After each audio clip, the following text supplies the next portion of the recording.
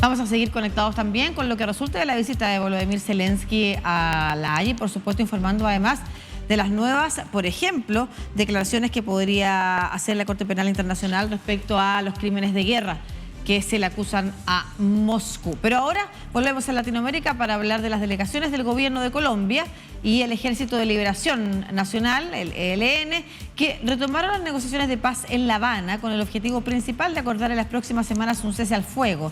La instalación de la mesa del tercer ciclo de diálogos de paz entre las partes, esta vez en Cuba, tras las rondas en Venezuela en noviembre y en México en marzo pasado, siguió semanas de desencuentros por la violencia y a dudas en cuanto a las expectativas de avances en esta nueva fase de las negociaciones.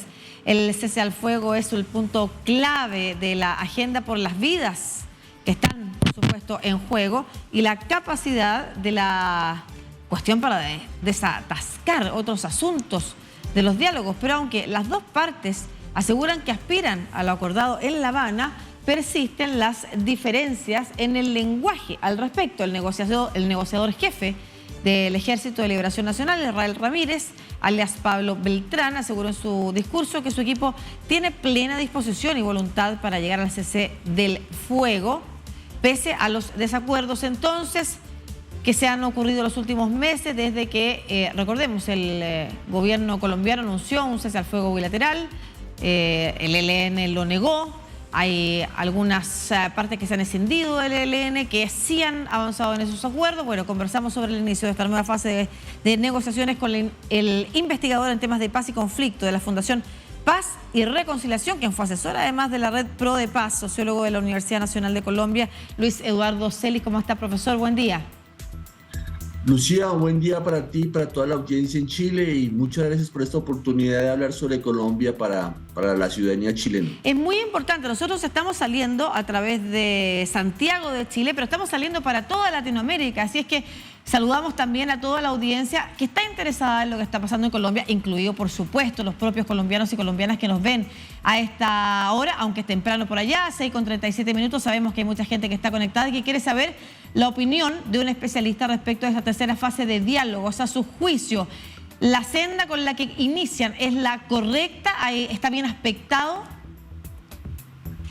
Bueno, estamos hablando de la última negociación con las viejas guerrillas colombianas que surgieron en los años 60. Ahora el presidente Gustavo Petro viene de ese primer acuerdo de paz que fue en el año 1990 con la guerrilla del M-19. Y bueno, y sobre esta última negociación pues tenemos una mesa, tenemos una agenda y tenemos en este ciclo que arrancó el día de ayer en La Habana pues 3 temas. El tema central de la participación de la sociedad. Esta es una negociación que requiere una dinámica de sociedad, así lo han planteado las partes, tanto el gobierno como el ELN. El punto que tú mencionaste, lograr un cese bilateral, no solamente de fuego y hostilidades, y avanzar en algo que ya han trabajado, que son dinámicas humanitarias, o sea, temas que le sirvan a la sociedad que sufre y que le sirvan también al ELN, que tiene también temas humanitarios, como por ejemplo la situación de sus presos.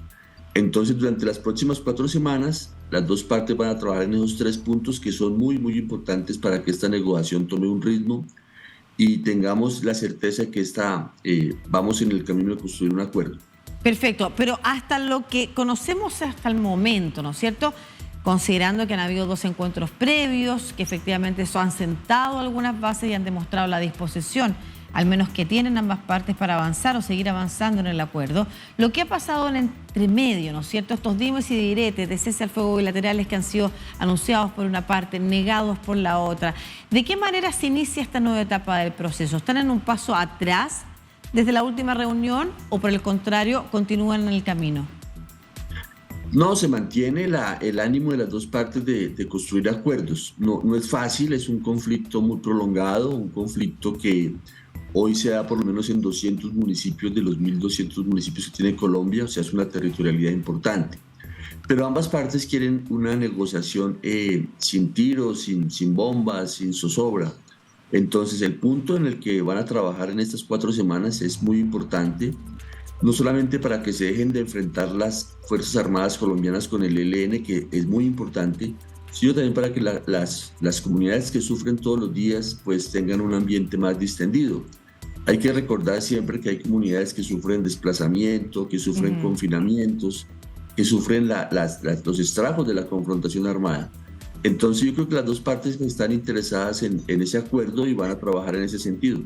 Sí, a su juicio, ¿cuál debiera ser el apoyo que debiera dar la comunidad política? Porque una negociación de paz para un conflicto de tan larga data no es fácil, lo han intentado otros gobiernos, han podido avanzar un poco, otros han retrocedido en eso, tienen una mirada completamente distinta respecto de que con estos grupos no se tiene que negociar. Es parte también de lo que hoy está en el debate político colombiano. Pero ¿cuál debería ser el apoyo de las fuerzas políticas? Y se lo pregunto porque eso también es lo que trasunta y lo que se transmite al resto de la sociedad. ¿Es importante llegar a un acuerdo? Por supuesto que la comunidad política tiene que rodear esta negociación. Ya lo está haciendo. Hay una coalición de gobierno que está, digámoslo, rodeando esta gestión de la paz total. Esta es una negociación de varias negociaciones. También hay unas negociaciones con disidencias de las FARC.